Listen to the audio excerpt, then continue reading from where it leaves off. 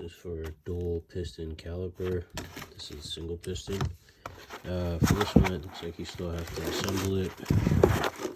I've only got one hand, so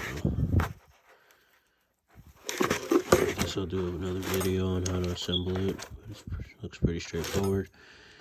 Anyways, these guys are most affordable, I think, and it's a good bang for your buck. They're quality, they work, and they last. Comes with 2 caliper hooks on each one and a pair of gloves. If you're trying to save some money, I highly recommend getting these.